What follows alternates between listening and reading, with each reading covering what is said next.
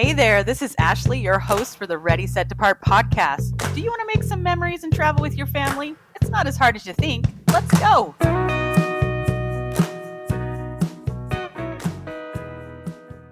Hello and welcome to episode 14 of the Ready, Set, Depart podcast. We are so glad you're here.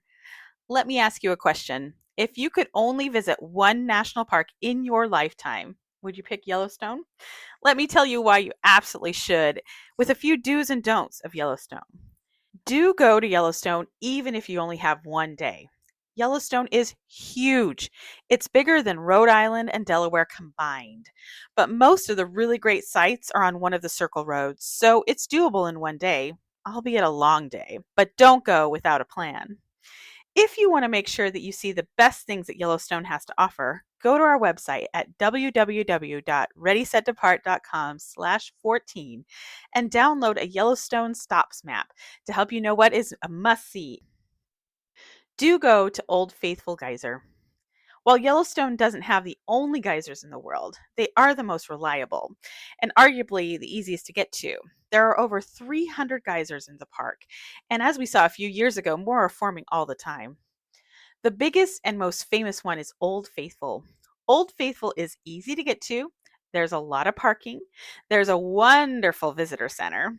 And it's as it says, faithful. It'll erupt every 60 to 110 minutes, 90% of the time. So it's great to take your kids to. So do go to Old Faithful. But don't go for the shade. You will be out in the open with little to no shade as you wait for Old Faithful to erupt. So dress accordingly. Do watch for wildlife. I think it's safe to say that you will see bison, you will see elk, you'll probably see deer, you might see bears, either grizzly or black, and you even have a chance to see wolves. Isn't that amazing? There are grizzly bears and black bears in Yellowstone, and people do see them often. We unfortunately haven't had the opportunity to see either type of bear yet, but we do look forward to seeing one from the relative safety of our car. And can we talk a little more about wolves? Oh, how I would love to see a wolf. Wolves were controversially reintroduced into Yellowstone in 1995, and they have flourished. Now, the Lamar Valley in the northeast section of the park is a great place to hear or even see a wolf in the wild. According to the National Park website, as of December 2024, there are approximately 120 wolves in Yellowstone's 9 packs. I heard someone say that if you have to ask if you saw a wolf or a coyote, it was a coyote because wolves are huge. I've seen lots of coyotes, and I look forward to seeing something that much bigger. There's a picture on our website from the National Park Service. It shows a fox, a coyote, and a wolf. The wolf is nearly twice as big as the coyote. That would be crazy to see. The last time we went to Yellowstone when Trooper was nearly 1, the first animal we saw was a huge male bison walking alongside the road.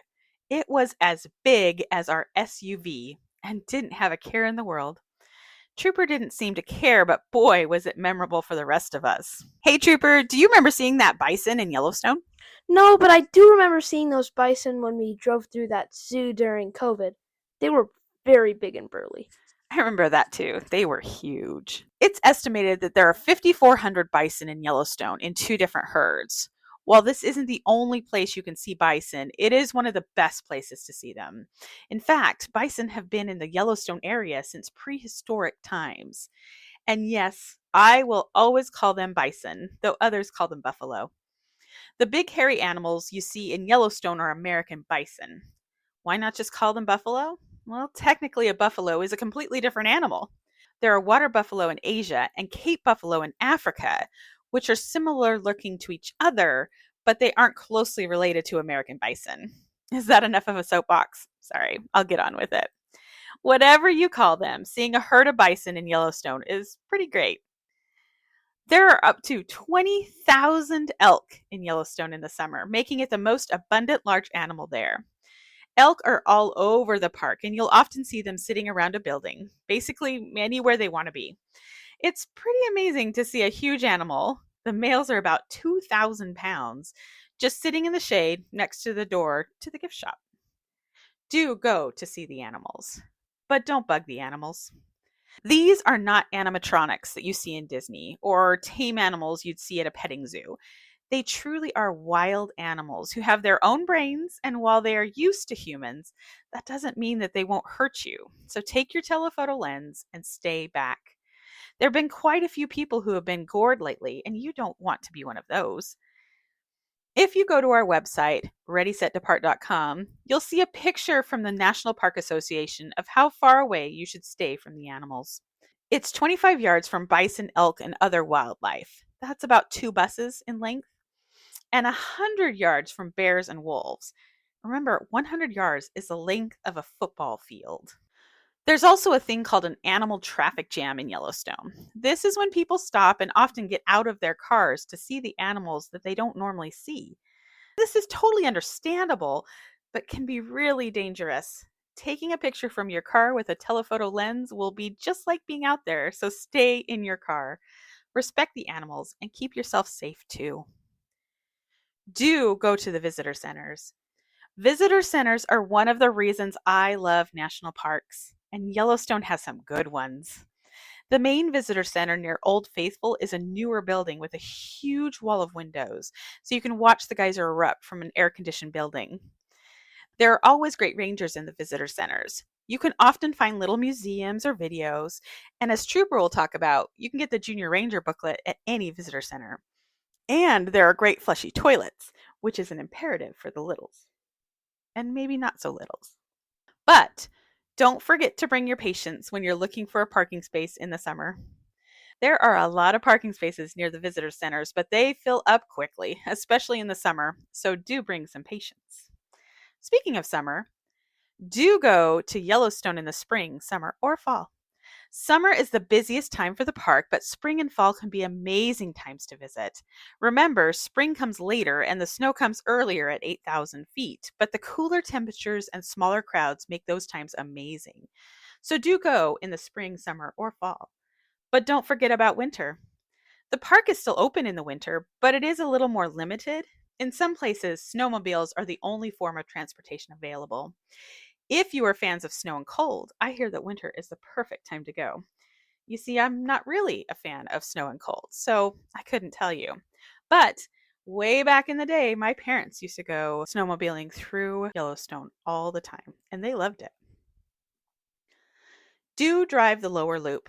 We talked about it a minute ago, but the main roads in Yellowstone form sort of a figure eight.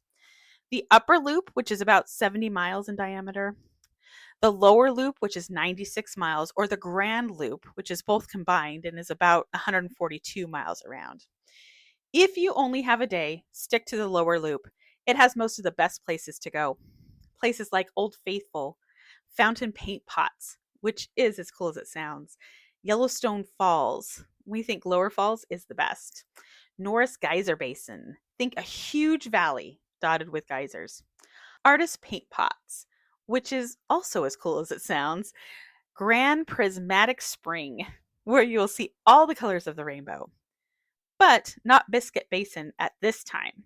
In July 2024, there was a hydrothermal eruption, and as of July 2025, it is still closed. So do drive the lower loop. But don't think Google knows what it's saying.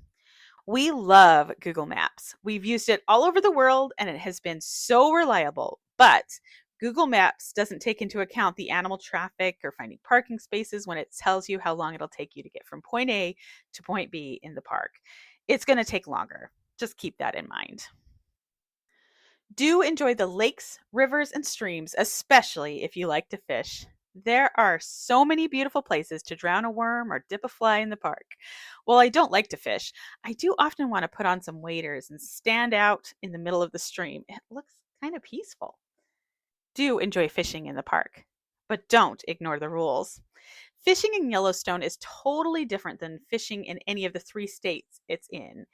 If you are 16 years or older, you have to buy a Yellowstone fishing license. If you are 15 years or younger and like to fish as much as Trooper does, you have 2 options. Option 1 is to fish with someone who has a license. Option 2 is for them to get a free license that is signed for by a responsible adult. But I would suggest that you take a look at the Yellowstone National Park website before your visit to make sure nothing has changed. Do go for the hiking. There are over 1,000 miles of hiking trails in Yellowstone from easy to very hard. Since we travel with a lot of different ages, we often go for the easier hikes. We liked walking out to the Grand Prismatic Spring, though next time I want to hike up to the top and see the viewpoint. We have hiked all around the Old Faithful area, and we've hiked to viewpoints for the upper and lower Yellowstone Falls. Next time, we'll try some different ones. Take a look at the park's website for all of the hiking options. So do go for the hiking, but don't forget to be prepared. Yellowstone is at a decent elevation, 8,000 feet, so remember that there isn't as much oxygen as you might be used to, and the sun is more intense. So bring your 10 essentials and plenty of water when you're hiking. Do go to the cute places outside of the park. Yellowstone National Park is in 3 different states: Idaho, Montana, and Wyoming. While you can stay in the park, we prefer to stay in one of the cute towns outside the park. West Yellowstone, which is just outside the west entrance to the park, is our favorite. We stayed in the cutest little cabins one time when we went before Trooper was born.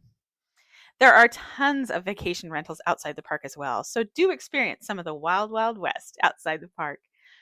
But don't forget to make sure those places have flushy toilets, because they don't all have that. Have I ever mentioned that I'm outsidey, not outdoorsy, and I'm a fan of flushy toilets? Do go for the history. Yellowstone National Park is the first national park and was created in 1872. That is 153 years of history in one park that is 2.2 million acres. The lodges are from a different time and well worth the tour. This national park feels a little bit different because it's been around so long, so do go for the history. But don't forget about the natural wonder. There's a reason that Theodore Roosevelt made Yellowstone the first national park. There are so many things to see and do in Yellowstone that you can't anywhere else. If you can only go to one national park, make it Yellowstone. It's the one that started it all. As I said, we've been there quite a few times, and it's still a place that calls to us. Does it call to you? Before we leave, let's review. Do go, even if you only have one day. Focus on the lower loop. Don't go without a plan. Grab our Yellowstone Stops map at readysetdepart.com/14. Do visit Old Faithful. It's iconic, reliable, and great for kids. But don't expect shade. Bring hats, sunscreen, and water. Do watch for wildlife like bison, elk, bears, and maybe even wolves.